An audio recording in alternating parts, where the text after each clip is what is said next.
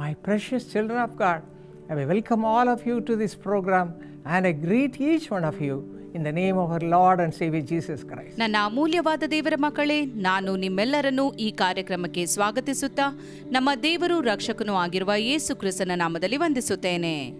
Today the promise was given to us is from Jeremiah chapter 32 verse 27. ಈ ದಿನ ನಮಗೆ ಕೊಡಲ್ಪಟ್ಟ ವಾಗ್ದಾನ ವಚನವು ಯೆರೆಮೀಯ 32ನೇ ಅಧ್ಯಾಯ 27ನೇ ವಚನದಲ್ಲಿದೆ.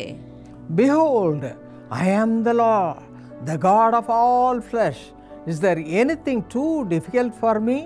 ಇಗೋ, ನಾನು ಯೆಹೋವನು, ನರಪ್ರಾಣಿಗೆಲ್ಲ ದೇವರು, ನನಗೆ ಅಸಾಧ್ಯವಾದದ್ದುಂಟೋ? The Lord is speaking to each one of us. ದೇವರು ನಮ್ಮಲ್ಲಿ ಪ್ರತಿಯೊಬ್ಬನೊಂದಿಗೆ ಮಾತನಾಡುತ್ತಾ ಇದ್ದಾನೆ. He says, I am the Lord, the God of all flesh. ಆತನು ಹೇಳುತ್ತಾನೆ, ನರಪ್ರಾಣಿಗೆಲ್ಲ ನಾನೇ ದೇವರು ಎಂದು. Is there anything too hard for me? ನನಗೆ ಅಸಾಧ್ಯವಾದದ್ದು ಯಾವುದಾದರೂ ಉಂಟೋ? To whom it will be given? ಯಾರಿಗೆ ಇದು ಕೊಡಲ್ಪಡುವುದು?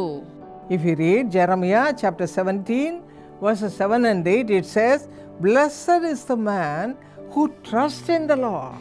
ಯೆರೆಮೀಯ 17 7 ಮತ್ತು 8ನೇ ವಚನ ಹೇಳುತ್ತದೆ, ಯಾವನಿಗೆ ಯೆಹೋವನು ಭರವಸವಾಗಿದ್ದಾನೋ ಅವನು ಧನ್ಯನು ಎಂದು. If you put your trust upon Jesus Christ, what will happen? ನೀವು ಯೇಸು ಕ್ರಿಸ್ತನ ಮೇಲೆ ಭರವಸವಿಡುವುದಾದರೆ ಏನಾಗುವುದು?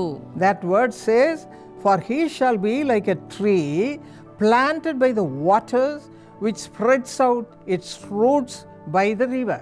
ಅಲ್ಲಿ ವಾಕ್ಯವು ಹೇಳುತ್ತದೆ, ನೀರಾವರಿಯಲ್ಲಿ ನೆಡಲ್ಪಟ್ಟು ಹೊಳೆಯ ದಡದಲ್ಲಿ ತನ್ನ ಬೇರುಗಳನ್ನು ಹರಡಿರುವ ಮರದಂತಿರುವುದು ಎಂದು. It will be a fertile place. ಅದು ಫಲವತ್ತಾದ ಸ್ಥಳವಾಗಿರುವುದು. It will look green. ಅದು ಹಸುರಾಗಿ ಕಾಣುವುದು. Oh, so sweet to see such kind of land. ಅಂತ ಭೂಮಿಯನ್ನು ನೋಡಲು ಬಹಳ ಸಂತೋಷವಾಗುತ್ತದೆ.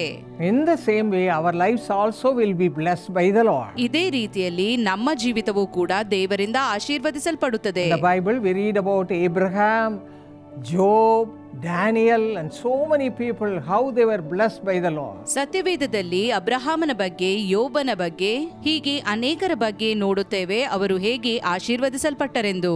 Why they were blessed like that? ಯಾಕೆ ಅವರು ಆ ರೀತಿಯಾಗಿ ಆಶೀರ್ವದಿಸಲ್ಪಟ್ಟರು?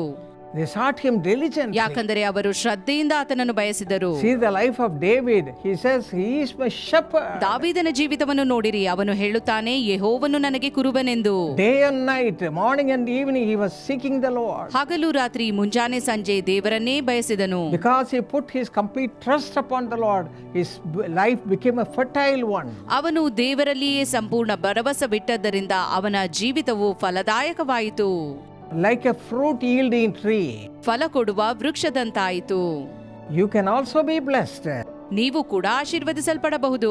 Psalm 144 verse 15 says, Blessed are the people whose God is the Lord. ಕೀರ್ತನೆಗಳು 144:15ನೇ ವಚನ ಹೇಳುತ್ತದೆ, ಯಾರಿಗೆ ಯೆಹೋವನು ದೇವರಾಗಿರುತ್ತಾನೋ ಅವರು ಭಾಗ್ಯವಂತರು ಎಂದು. David sought the Lord diligently. ದಾವೀದನು ದೇವರನ್ನು ಶ್ರದ್ಧೆಯಿಂದ ಬಯಸಿದನು. Read Psalm 18 verses 1 and 2. ಕೀರ್ತನೆಗಳು 18 1 ಮತ್ತು 2ನೇ ವಚನವನ್ನು ನೋಡಿರಿ. How he had a close communion with the Lord. ದೇವರೊಂದಿಗೆ ಎಂಥ ಆತ್ಮೀಯ ಸಂಬಂಧ ಅವನದಾಗಿತ್ತು ಎಂದು ನೋಡಿರಿ. He writes, O Lord, you are my strength. ಅವನು ಬರೆಯುತ್ತಾನೆ, ನನ್ನ ಬಲವಾಗಿರುವ ಯೆಹೋವನೇ, You are my rock and you are my fortress and you are deliverer. ನೀನೇ ನನ್ನ ಬಂಡೆಯೂ ನನ್ನ ಕೋಟೆಯೂ ನನ್ನ ವಿಮೋಚಕನು. I will call upon the Lord who is worthy to be praised. ನಾನು ಸ್ತೋತ್ರಕ್ಕೆ ಅರ್ಹನಾಗಿರುವ ದೇವರಿಗೆ ಮೊರೆಯಿಡುವೆನು. He sought him diligently. ಬಹಳ ಶ್ರದ್ಧೆಯಿಂದ ಹುಡುಕಿದನು. Just a shepherd boy. ಕುರುಬನಾಗಿದ್ದ ಹುಡುಗನು. God blessed him as a king. ದೇವರು ಅವನನ್ನು ರಾಜನನ್ನಾಗಿಸಿದನು. Hallelujah. Hallelujah. The same God is here. ಅದೇ ದೇವರು ಇಲ್ಲಿ ಇದ್ದಾನೆ. Look to him. ಆತನನ್ನು ದೃಷ್ಟಿಸಿರಿ. Cling on to him tightly. ಆತನನ್ನು ಗಟ್ಟಿಯಾಗಿ ಹಿಡಿಯಿರಿ. You shall also be blessed. ಆಗ ನೀವು ಆಶೀರ್ವದಿಸಲ್ಪಡುವಿರಿ. Shall we pray? ನಾವು ಪ್ರಾರ್ಥಿಸುವ. Father, thank you for thy wonderful presence. ತಂದೆಯೇ, ನಿನ್ನ ಅದ್ಭುತ ಪ್ರಸನ್ನತೆಗಾಗಿ ಸ್ತೋತ್ರ. Bless the hearts of all the people who are seeking you right now. ನಿನ್ನನ್ನೇ ಹುಡುಕುತ್ತಿರುವ ಜನರನ್ನು ನೀನು ಈಗಲೇ ಆಶೀರ್ವದಿಸು ಎಂದು ಬೇಡುತ್ತೇನೆ. You know the desire of the people's hearts. ನೀನು ನಿನ್ನ ಜನರ ಹೃದಯದ ಆಶೆಗಳನ್ನು ಬಲ್ಲವನಾಗಿದ್ದಿ.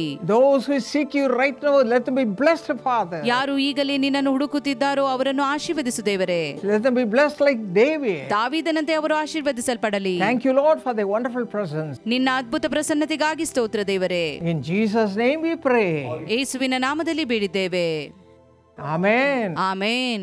Srujan Joshua, thank you so much for your thank offering, which is a blessing to millions of people.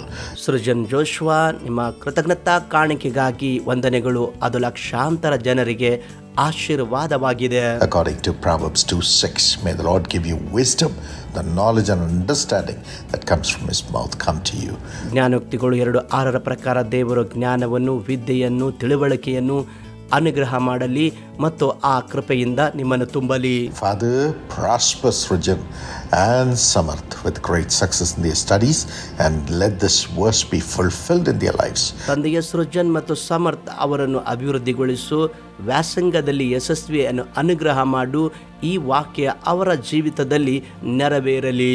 Franklin and Vanita have great success in their lives, divine empowerment and a golden future. In Jesus' name. Franklin ಮತ್ತು ವನಿತಾ ಅವರಿಗೆ ದೊಡ್ಡ ಯಶಸ್ಸನ್ನು ಅನುಗ್ರಹ ಮಾಡು ಮತ್ತು ದೈವಿಕ ಕೃಪೆಯಿಂದ ತುಂಬಿಸು ಯೇಸುವಿನ ನಾಮದಲ್ಲಿ. Amen. God bless you richly.